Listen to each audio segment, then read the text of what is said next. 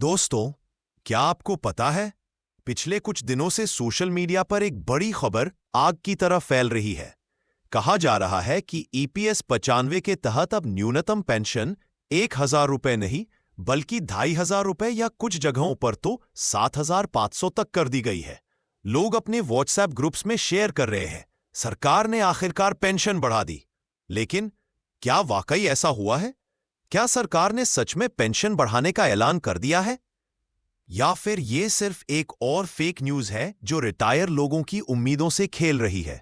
और इसी बीच ईपीएफओ की central board of trustees CBT की बैठक बेंगलुरु में होने वाली थी, जो कि कैंसिल करके दिल्ली में करने का फैसला किया गया है, जो कि 12 या 13 तारीख को आयोजित किया जाएगा। रेफरेंस के लिए आपके स्क्रीन पे सीबीटी मीटिंग का ऑफिशियल डॉक्यूमेंट दिखा रहा हूं। कहा जा रहा है कि इस मीटिंग में 11 साल बाद ईपीएस 95 स्कीम में बड़ा फैसला लिया जा सकता है। क्या यह फैसला न्यूनतम पेंशन बढ़ाने से जुड़ा है, या 2,500 रुपए का प्रस्ताव सच में पास होने जा रहा है, या फिर ये सब अफवाहें हैं? आज के इस वीडियो में हम आपको बताएंगे असली सरकारी अपडेट क्या है, सीबीटी मीटिंग में अब तक क्या क्या हुआ है, और क्या सच में आपकी पेंशन 2,000 रुपए होने वाली है या नहीं। तो वीडियो को अंत तक जरूर देखें, क्योंकि इस 2 मिनट की खबर में तथ्य भी है और सच्चाई भी। चलिए शुरू करते हैं। मुख्य विषय, क्या सच में ईपीएस 95 की न्यूनतम पेंशन 2,500 रुपए हो रही है? हमारे सामने 2 तरह की बातें हैं। जो मीडिया और लोग कह रहे हैं पेंशन बढ़ाई जा चुकी है, जल्द बढ़ेगी 2,500 रुपए या 7,500 रुपए तक, और जो सरकारी स्थिति और दस्तावेज कह रहे हैं अभी तक कोई आधिकारिक निर्णय नहीं लिया गया है। तो वीडियो में हम क्रमबद्ध तरीके से देखें ईपीएस 95 स्कीम की मूल बातें, वर्तमान न्यूनतम पेंशन की स्थिति, प्रस्तावित बढ़ोतरी कितनी, क्यों और कैसे, सीबीटी की बैठक की अपेक्षाएं और सीमाएं, निष्कर्ष क्या उम्मीद करें। ईपीएस 95 ये स्कीम क्या है?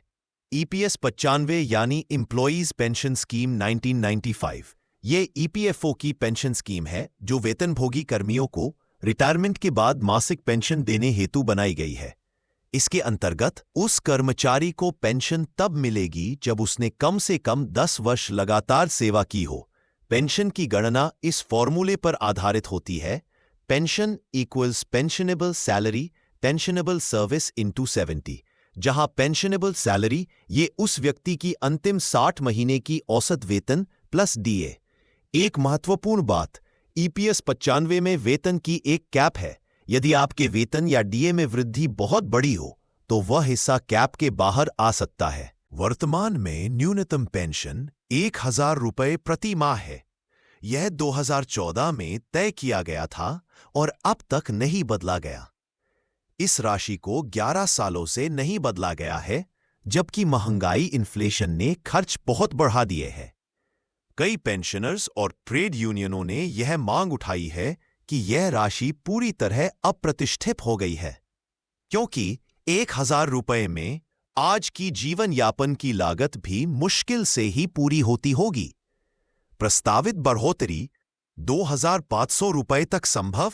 मीडिया रिपोर्ट्स कह रही हैं कि सीबीटी की 10-11 अक्टूबर 2025 की बैठक में प्रस्ताव हो सकता है कि न्यूनतम पेंशन 1,000 रुपए से बढ़ाकर 2,500 की जाए। लेकिन नया अपडेट यह है कि यह सीबीटी की मीटिंग 12 या 13 अक्टूबर को बेंगलुरु की जगह दिल्ली में आयोजित की जाएगी, और उसके बाद पता चलेगा कि इस मीटिंग में क्या हुआ।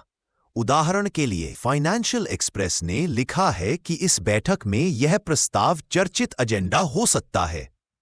सीबीटी बैठक, क्या उम्मीद है, क्या बाधाएं हैं, क्या उम्मीद है? CBT central board of trustees EPFO की शीर्ष निर्णय लेने वाली संस्था है। इसमें लेबर मंत्रालय, कर्मचारियों व नियोक्ताओं के प्रतिनिधि शामिल होते हैं। 10 से 11 अक्टूबर 2025 की बैठक में पेंशन बढ़ोतरी प्रस्ताव के अलावा ईपीएफओ 3 डिजिटल सुधार और सेवा सुधार एजेंडों पर भी चर्चा हो सकती है। ईपीएफओ 3 के अंतर्गत प्रस्तावित सुधार: क्लेम प्रक्रिया तेज करना, डेटाबेस सुधार, विवरणों में सुधार, बैंकिंग जैसे विकल्प, एटीएम, यूपीआई जैसी सुविधाएं देना।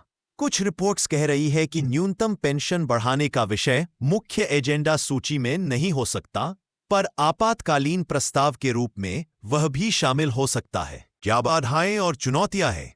वित्तीय बोझ, बजटरी प्रेशर, 1,500 या अधिक की बढ़ोतरी ईपीएफओ और सरकार दोनों के लिए अतिरिक्त खर्च बढ़ाएगी।